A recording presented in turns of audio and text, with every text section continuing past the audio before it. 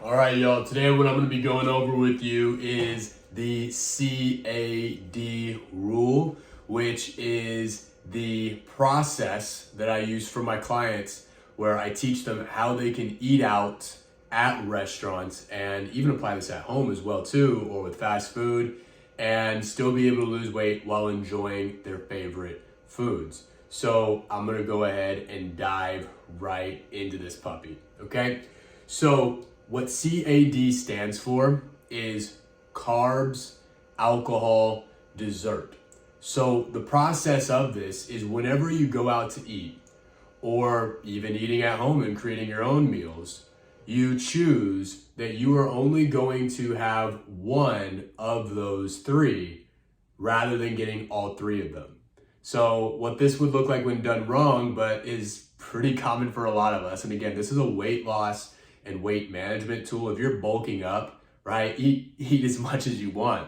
But this is specifically for someone who wants to lose weight or keep their weight off. So when done wrong, what this would look like is, hey, I'm gonna go get a mixed drink at the bar, nice margarita. Then we're gonna order some French fries. And at dinner, I'm gonna have some salmon and potatoes, right? And then I'm also gonna go ahead and have some cereal for dessert, or like some ice cream or cheesecake for dessert. Yeah, I totally made that stuff up with a lot of things I have here, but pretty common. Like when we go to a Mexican food place, it's like, all right, or even Italian food. I'll use that example. You get breadsticks, which would be your carbs. Then you go ahead and have like pasta, which is gonna have a lot more carbohydrates in it too. And then on top of that, you get a glass of wine. And then on top of that, you're gonna get some cheesecake to finish off. So none of those foods are evil or wrong, right? Some of them are more nutritious or less nutritious than the others. But the point of this is we're trying to do calorie damage control here. So we're trying to keep your calories low so that way you can continue to lose weight. And what that means is, I just now realized I was staring at the wrong side of the phone, so I'm gonna be looking like I'm making a lot better eye contact now.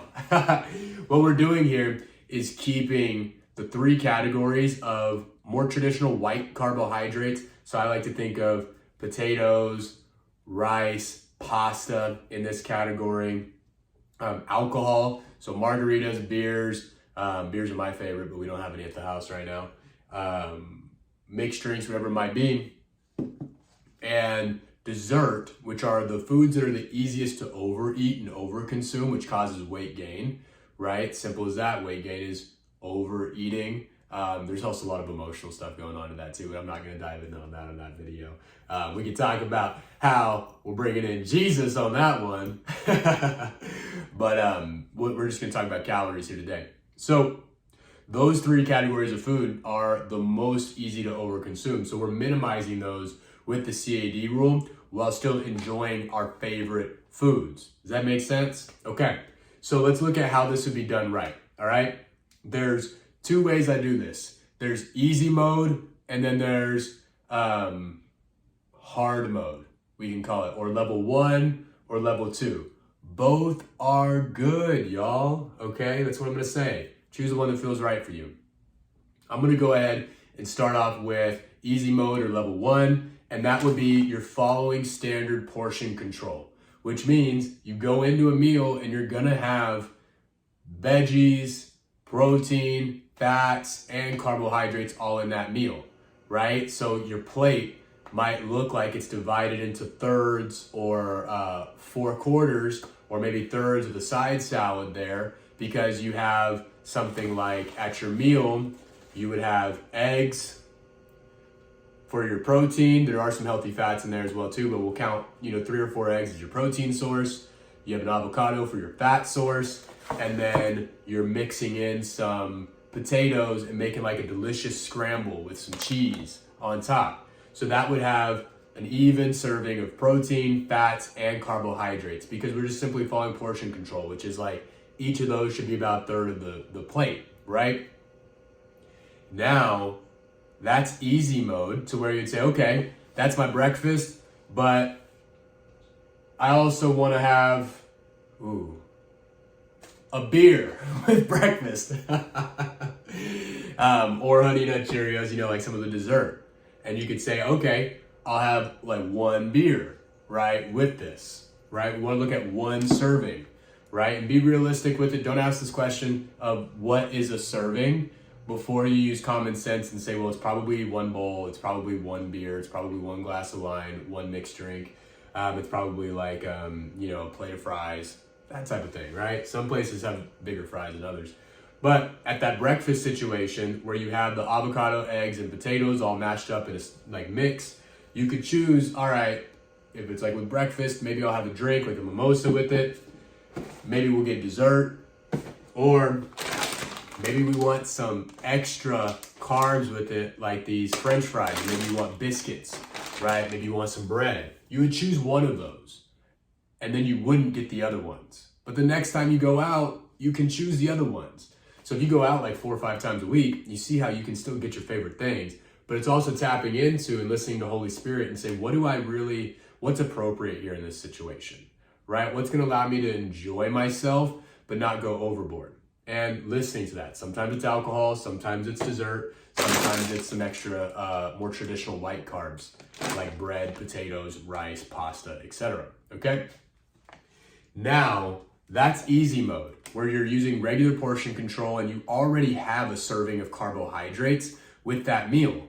So with that being said, this is different because in this mode, you're basically going to have 2 sources of carbohydrates, right? While alcohol is ethanol, it comes into the body similar to carbohydrates, right? So we're just considering it to be a carb right here.